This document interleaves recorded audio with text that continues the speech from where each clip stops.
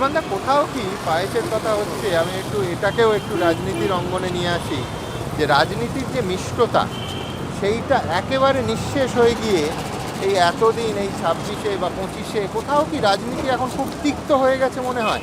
কোথাও সৌজন্য নেই, খারাপ কথা এসে গেছে, আগেও ছিল কিন্তু এখন যেন ক্রমশ বাড়ছে। ভীষণভাবে বাড়ছে।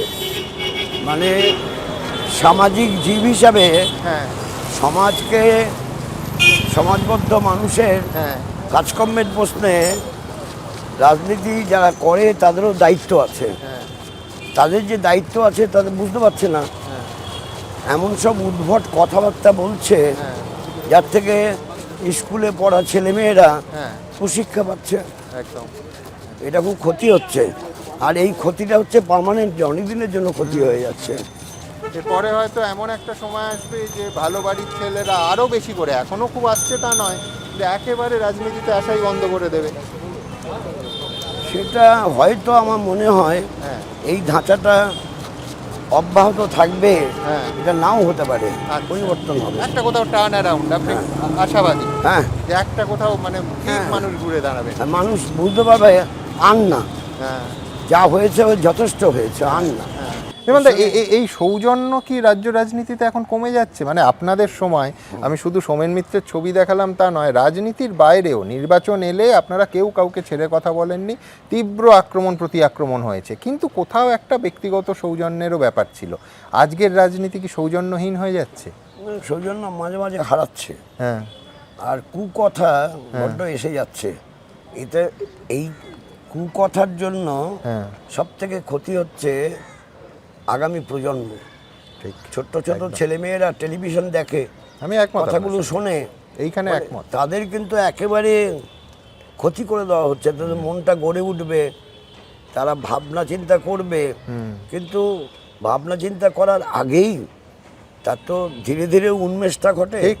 হঠাৎ করে হয় না। তার সেই সব কুকথাগুলো শুনে যাচ্ছে তাই কথাবার্তা হয়, যা রাজনীতিতে অতীতে হতো না। না, অতীতেও হতো, আপনার অনিল বসু সেই বলেছিলেন মারাত্মক কথা। তাকে তো আমরা সেই জন্য বহিষ্কার করেছিলাম।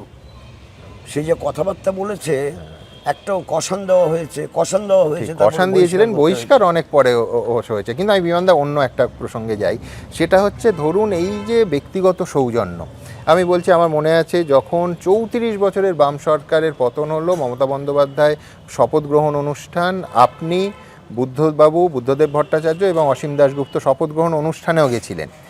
তো সেই যে একটা পরিমণ্ডল ছিল, তারপরে আমি দেখছিলাম রাজভবনে একটা ছবিও আছে, এটা হচ্ছে 2022 সাল, মমতা বন্দ্যোপাধ্যায় আপনাকে চেয়ার সাজিয়ে দিচ্ছেন যাতে আপনি বসতে পারেন। কিছুদিন আগেও রাজভবনের আরেকটা রাজ্যপালের অনুষ্ঠানে দেখলাম যে আপনাকে দেখেই দৌড়ে এলেন। আবার উল্টো দিকে তার শপথ গ্রহণ অনুষ্ঠানে আপনাদের সরকারের পতনের পর আপনারা তিনজন গেছিলেন। আবার এই সম্পর্কটাই বিজেপি বলছে এটাই সেটিং।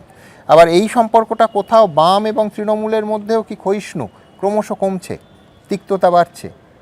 সেটা আমি বলতে পারবো না, কারণ ব্যক্তিগতভাবে সৌজন্য প্রকাশ করা হ্যাঁ রাজনৈতিক মতাদর্শগত কার্যকলাপের পরিবর্তন ঘটায় না। ঠিক, একদম। এবিপি আনন্দ এগিয়ে থাকে, এগিয়ে রাখে।